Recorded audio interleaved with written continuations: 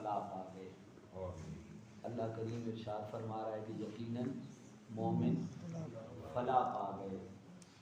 افلح المؤمنون، اللہ نے گارنٹی پہلے دے دی اور صفتیں بعد میں بتائیں کہ کون سے مومن فلاح پا گئے۔ الذین هم فی صلاتہم خاشعون، وہ مومن فلاح پا گئے جن کی نمازوں میں عاجزی ہے۔ کون سے مومن فلاح پا گئے؟ جن کی نمازوں میں عاجزی ہے۔ نماز ادا کرنے کا طریق بتلا دیا کہ نماز ادا کرنے کے لیے جب تم اللہ کے گھر میں آ گئے تو پھر تمہارا انداز کیا ہونا چاہیے؟ عاجزی اور انکساری کے ساتھ تم نماز پڑھو۔ تمہارے اندر ایک صفت پائی جانی چاہیے عجز و انکسار والی، اور یہ تصور کرو، خیال کرو کہ جس بارگاہ میں کھڑے ہو وہ کتنی بڑی بارگاہ ہے۔ اور پھر دوسری آیت، چند آیتیں چھوڑ گئے آگے پھر اللہ کریم نے ارشاد فرمایا والذین، اور وہ لوگ جو کیا کرتے ہیں، صلاتہم یحافظون، اپنی نمازوں کی حفاظت کرنے والے ہیں۔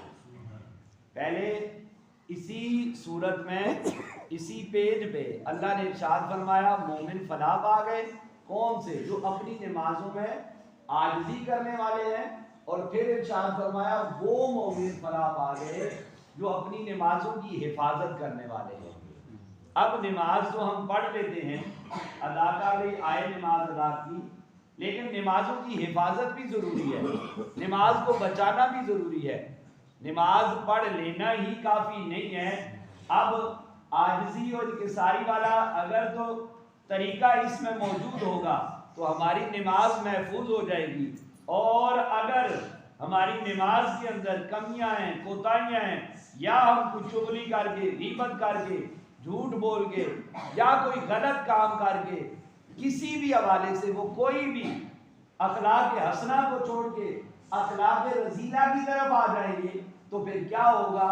ہم اپنی نمازوں کی حفاظت نہیں کر رہے ہیں، بلکہ ہم نے کیا کر دیا ہے؟ اپنی نمازوں کو ضائع کر دیا ہے۔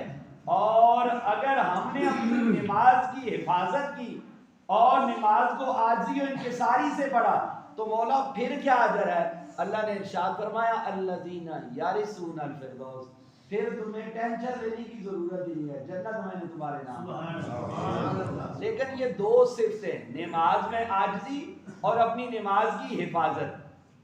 ہم نماز پڑھتے ہیں، نماز میں بھی ہمارا عجیب انداز ہوتا ہے، نماز پڑھنے کے بعد بھی ہمیں اس بات کا پتہ نہیں چلتا کہ ہم کر کیا رہے ہیں، ہمارا انداز کیا ہونا چاہیے، ہمارا طریق کیا ہونا چاہیے۔ نماز کے بعد، نماز کے اندر، کھڑے ہوتے وقت، وضو کے اندر، یہ ساری کمیاں کوتاہیاں ہم ذہن میں رکھیں اور پھر خیال کریں، اور اگر ہماری بالکل اسی طریقے کے مطابق نماز ہوئی جیسے اللہ اور اس کے محبوب کی چاہت ہے تو پھر کیا ہوگا؟ ہمیں نماز وہ فائدہ دے گی کہ جس کے لیے ہم نماز پڑھتے ہیں، یعنی اللہ جنت عطا فرمائے۔ اور ایک اور بات بھی، نماز کی حفاظت کیا ہے؟ ایک پڑھ لی تو دوسری چھوڑ دی، دوسری پڑھ لی تو تیسری چھوڑ دی، تیسری پڑھ لی تو چوتھی چھوڑ دی، یہ انداز کیا ہے؟ یہ نماز کی حفاظت نہیں ہے۔ نماز کی حفاظت کیا ہے؟ اللہ نے ارشاد فرمایا فجر کی نماز بھی تم پر فرض ہے، ظہر کی بھی ہے، عصر کی بھی ہے، مغرب کی بھی ہے، عشاء کی بھی ہے۔ جب ہم پانچوں نمازیں پڑھ رہے ہیں تو پھر تو کیا ہے؟ یہ نماز کی حفاظت ہے۔ اور کبھی ایک پڑھ لی، کبھی دوسری پڑھ لی، کبھی تیسری پڑھ لی، کبھی چوتھی پڑھ لی، کبھی پانچویں پڑھ لی۔ میرے بھائیوں یہ انداز نہیں۔ کیا دیکھیں، میں بار بار ایک بات ریپیٹ کرتا ہوں، کیوں کر رہا ہوں؟ آپ کہیں گے یہ تو سن سن کے کان پک گئے ہیں، لیکن کان پکے ہیں نا، عادت نہیں پکی۔ جب تک عادت نہیں پکے گی اس وقت تک یہ بات چلتی رہے گی۔ وہ بات کیا ہے کہ اللہ اکبر، اللہ اکبر، اللہ بڑا ہے۔ یارو اگر کسی بزرگ کے سامنے جانا ہو تو اگر اس کی ریکوائرمنٹ پوری نہ کرو تو تم نہیں جا سکتے۔ اگر تم کسی مدرسے کے طالب علم ہو، اس کی ریکوائرمنٹ پوری نہ کرو، اس میں نہیں جا سکتے۔ اگر تم کسی کے ہاں ملازم ہو، اس کی ریکوائرمنٹ پوری نہ کرو نہیں جا سکتے. اگر تم کسی سکول کے طالب علم ہو اس کی ریکوائرمنٹ پوری نہ کرو تو اس کے پاس نہیں جا سکتے. وہ کہتا ہے دروازہ بند ہو گیا ہے, تالا لگ گیا ہے, اب نکل جاؤ, اب تمہارے لیے میرے ہاں کچھ نہیں ہے. لیکن خداوند قدوس ایک دن نہیں آئے, 2 دن نہیں آئے, 10 دن نہیں آئے, 10 مہینے نہیں آئے, 10 سال نہیں آئے, 20 سال نہیں آئے, 50 سال نہیں آئے. ایک دن تم پر کرم ہوا, فضل ہوا, اس کی رحمت ہوئی, بس رحمت کا چھینکا تم پر پڑا, تم نے بس اللہ کی بارگاہ میں سجدہ کیا, وہ سجدہ رب کو پسند آیا.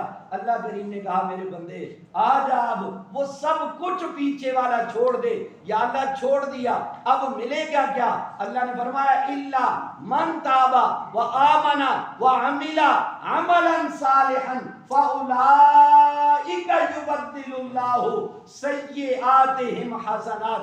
اللہ ارشاد فرماتا ہے مگر جس نے توبہ کی, وآمن اور ایمان لایا, وعمل عملا صالحا اور اس نے نیک عمل کیے.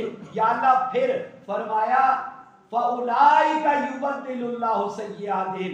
ساری زندگی جو اس نے گناہوں کے اندر گزاری ہے, میں رب یہ ارشاد فرما رہا ہوں, میں اسے یہ انعام دے رہا ہوں. یا اللہ تو کیا انعام دے رہا ہے؟ کہا اس کی سارے گناہوں کو میں نے نیکیوں میں تبدیل کیا. اتنا کریم رب ہے, اس کے کرم کی کوئی حد, اس کے فضل کی کوئی حد, اس کی رحمت کی کوئی حد, تو پھر ہم کیوں نہیں اس کی طرف دھیان کر رہے, اس کی طرف توجہ کر رہے. اگر توجہ کرو گے تو میرے بھائیوں بات بن جائے گی. وَكَانَ اللَّهُ غَفُورًا رَحِيمًا. وہ اللہ کون ہے؟ وہ اللہ غفور بھی ہے, وہ اللہ رحیم بھی ہے. یارو اگر اس کے دربار سے کچھ لینا ہے تو پھر سچے دل سے آ جاؤ, مان لو اس کو بڑا. جس دن میں نے آپ نے اللہ کو بڑا مان لیا, اس دن کے بعد نماز ہماری نہیں چھوٹے گی. جس دن ہم نے یہ مان لیا وَبِالْآخِرَةِ هُمْ يُوقِنُونَ, آخرت یقینی ہے, ہماری نماز نہیں چھوٹے گی. جب تک ہم یہ تصور نہیں کریں گے, خیال نہیں کریں گے ہم نے رب کی بارگاہ میں جانا ہے, ہم نے اپنے اعمال کو لے کے جانا ہے, رب ہم سے پوچھے گا بندے کیسے گزار کے آیا؟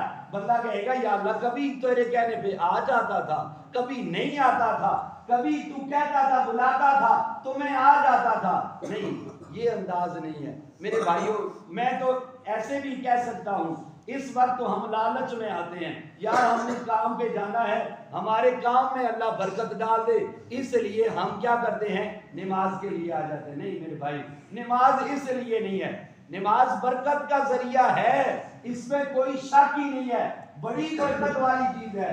لیکن برکت نصیب کیسے ہوگی؟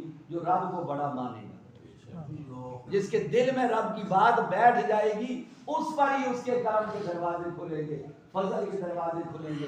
میرے بھائیوں 5 وقت کی نماز فرض ہے. والذین, نماز پڑھو لیکن کیسی؟ صلاتہم یحافظون, اپنی نماز کی حفاظت کرو. جب تک حفاظت نہیں ہوگی بات نہیں بنے گی. اللہ کریم مجھے اور آپ کو 5 وقت کی نماز ادا کرنے. اللہ صلی اللہ